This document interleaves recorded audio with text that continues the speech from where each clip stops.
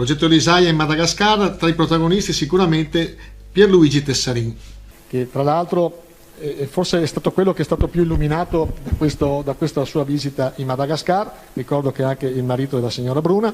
Quindi Pierluigi, cosa si è portato a casa dal Madagascar e cosa ha trovato e cosa avete cercato di produrre? Dal Madagascar ho portato a casa la sofferenza delle persone e la voglia di riuscire a sfamarle.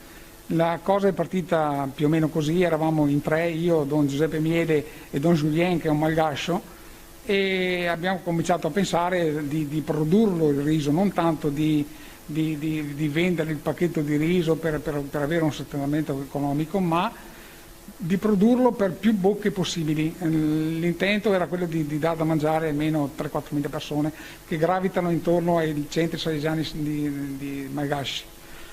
Allora, dopo di questo io sono andato a fare dei sopralluoghi, mi ero accorto che c'era un vecchio pozzo che serviva diciamo così, da acquedotto a un paesetto che c'è lì vicino, ma con acqua schifosa e putrida che usciva, dicevano loro, l'anziano c'era lì da 130 metri di profondità.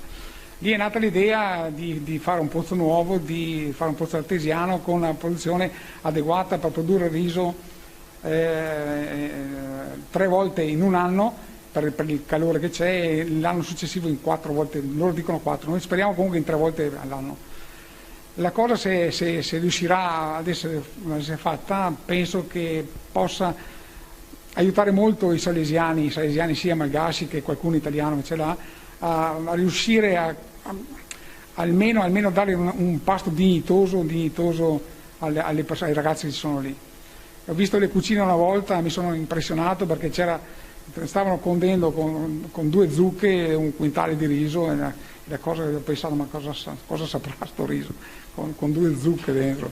Cioè, sono abituati a mangiare riso tutto il giorno, è il loro alimento principale e devono assolutamente, secondo me, produrre. Loro là il riso lo producono su risaie piccolissime, sono risaie di 100 metri quadrati, 150, e si vendono il riso perché hanno bisogno di comprare altre cose, ma dopo vanno a finire la fame perché non hanno dopo di che sostenersi.